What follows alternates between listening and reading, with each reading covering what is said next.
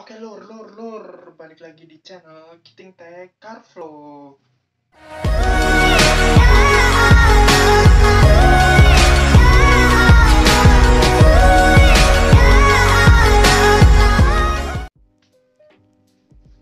Jadi untuk pertama ya, orang pada bilang tuh Timor tuh susah spare partnya ya.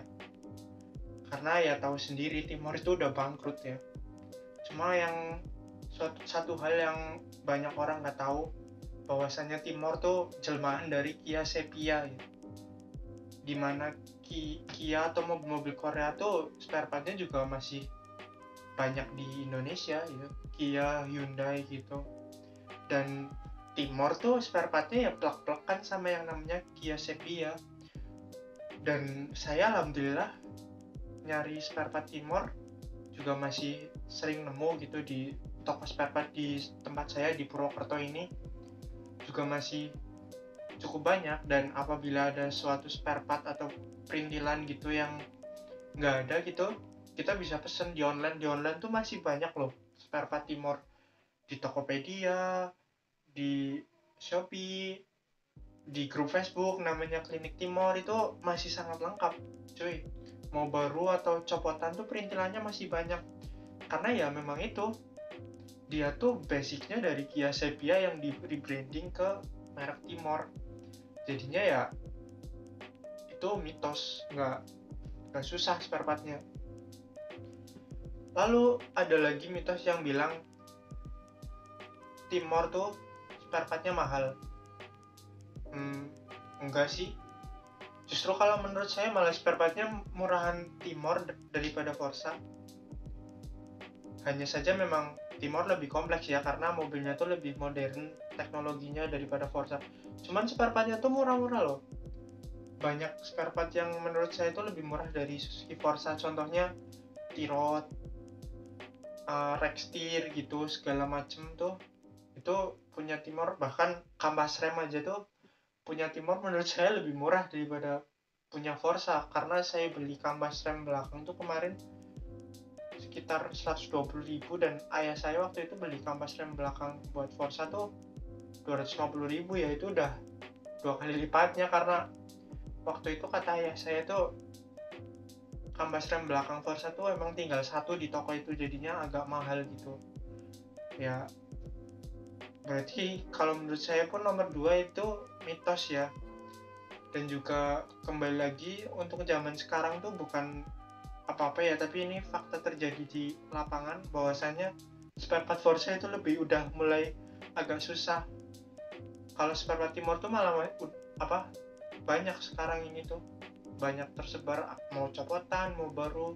Bukan saya membandingkan ya, saya tuh hanya pembandingan apple to apple dari mobil yang pernah saya pakai gitu, mobil yang pernah saya rasakan, saya rawat gitu. Lalu ada lagi mitos bahwasanya Timor tuh overheatan, apalagi kalau pakai AC. Enggak juga, semua mobil pun bakal overheatan kalau saja sistem pendinginannya tidak dirawat dengan baik. Kalau misal radiator mampet ya ke tukang korok, masih murah kok, tukang korok paling 150.000 tuh udah oke lagi radiatornya. Terus dicek juga kipas radiatornya apakah masih kenceng atau enggak. Kalau udah enggak ya ganti, atau enggak kalau mau paket hemat ya servis dinamo dari kipas tersebut gitu loh. Lalu kipas AC juga kan mempengaruhi. Kalau misal kipas AC nggak kenceng ya otomatis AC nggak dingin, dan dia juga nggak bisa ngebantu pendinginan di radiator atau mesin belakangnya gitu loh. Makanya ya kalau ada yang ngecap suatu mobil gini-gini tuh jangan pandang dari satu sudut pandang gitu, tapi rasakan dulu gimana kalian memelihara mobil tersebut gitu loh. Jadi menurut saya tuh semua mobil nggak ada yang overheatan kalau dirawat dengan sangat baik oleh pemiliknya gitu.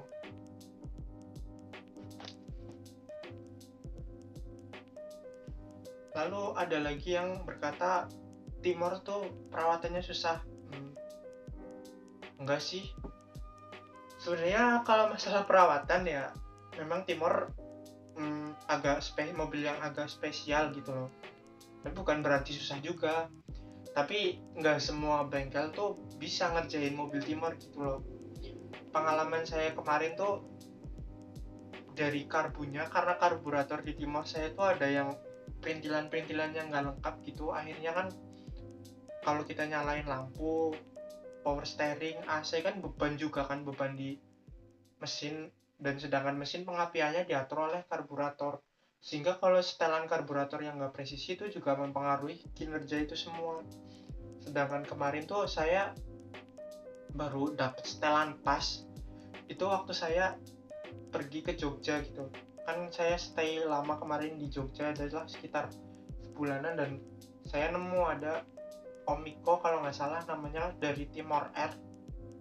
Di Google Map ada di Jogja namanya bengkel khusus Timor dan Korea kalau nggak salah namanya.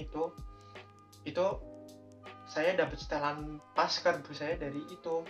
Dan dua bengkel langganan saya di Purwokerto tuh nggak bisa nyetelnya, belum, maksudnya setelannya tuh belum pada titik maksimal gitu loh. Baru kemarin di setelin Omiko tuh, dan setelnya itu lama banget, ada sekitar mungkin 3 jam kali ya buat nyetel, karena harus disesuaikan lampu nyala, disesuaikan pas AC nyala, dan segala macem ya. Bagi saya sih bukan suatu kesusahan ya, karena itu pun masih ada yang bisa ngelakuin gitu loh.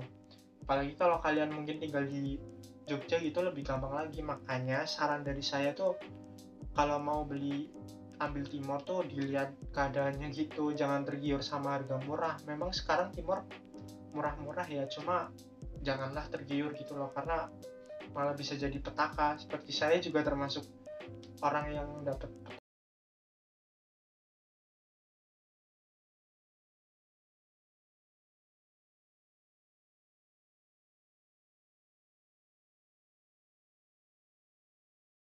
Lalu ada lagi mitos yang mengatakan bahwa mobil Timor tuh boyo, apalagi yang SOHC.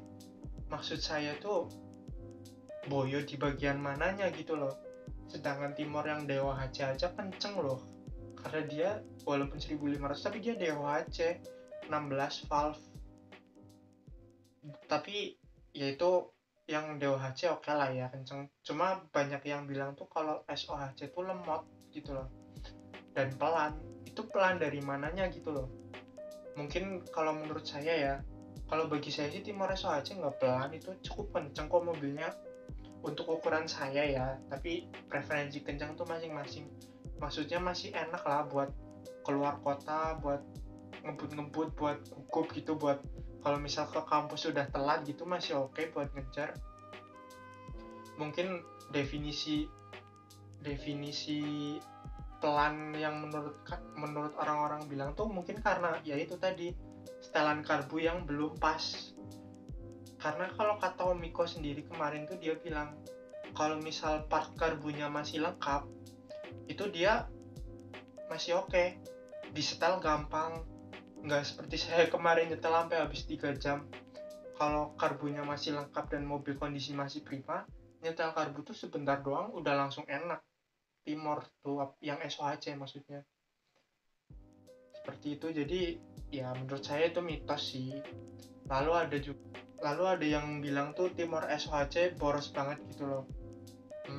Enggak juga sih, karena ya menurut saya itu konsumsi BBM-nya ya 1500 cc gitu loh. Mau gimana kalau misal kalian ngesamainnya kayak Forza, ya nggak fair lah, karena Forza tuh 1000 cc dan ini 1500 cc karburator, dan yang injeksi tuh lebih irit ya wajar karena DOHC tuh injeksi, sedangkan yang SOHC karburator. Tapi kalau dikatakan boros ya enggak, kembali lagi yang tadi, setelan karbu belum pas, makanya bisa memungkinkan untuk boros. Soalnya kemarin saya juga di luar dugaan kan, kemarin saya test drive ke Jogja tuh, perkiraan saya tuh sekitar mungkin satu jalan tuh 250.000 lah ya. Saya menyamakan dengan Taruna saya juga, satu jalan Purwokerto Jogja tuh 250.000. Lalu saya ngisi 250.000 itu hampir full, kurang segaris. Jadi satu garis sebelum full tuh dapat 250.000 tuh segitu. Saya sampai Jogja dia cuma turun satu garis doang, di setengah, berarti kan mungkin cuma habis 100 atau 150 ribuan satu jalan. Itu Purwokerto Jogja hitungannya irit banget malah, karena saya pakai AC sekali lagi, apalagi pulangnya tuh itu lebih irit lagi, mungkin 100 ribu kayaknya ya satu jalan, soalnya itu udah di setel lagi sama Om Miko Jogja tuh, jadinya tambah oke lagi itu mobil. Oke, jadi seperti itu aja mitos-mitos yang mungkin kalian takuti, karena kalian takuti sebelum memilih Timor jadi mobil kalian ya. Yaitu udah saya jawab semua sih, itu semua tuh sebenarnya menurut saya mitos sih. Ya orang-orang aja lah, biasa lah, kayak mungkin banyak orang yang bilang spare part BMW mahal, mobil sidekick tuh olinya bocor dan segala macam, ya karena mereka belum pernah melihara gitu loh, hanya mulut ke mulut gitu. Makanya kalau misal itu coba dulu melihara, baru percaya mitos itu gitu loh ya. Ini sekedar basa-basi saya yang semoga mengedukasi kalian dan ada gunanya gitu loh seputar mobil tua ya. Sekarang saya universal ya, membahas semua mobil tua saja gitu, terutama Timor mungkin ya, karena untuk Forza saya udah nggak ada bahan lagi. Forza bapak saya juga udah dijual, Forza saya juga udah dijual ya. Mungkin saya akan balik bahas ke Timor gitu, atau mungkin nanti kalau kalian ada pertanyaan dan request seputar Suzuki Forza yang mau dibahas, bolehlah request aja ke channel ini gitu. Dan mungkin format video saya untuk beberapa hari ke depan itu, atau beberapa minggu ke depan tuh ngobrol kayak gini ya, karena satu, saya emang lagi pandemi gini ya, saya jarang banget keluar. Jujur saya orangnya no life ya, karena temen saya juga pada balik ke rumah masing-masing di luar kota, jadi ya saya sering di rumah gitu loh.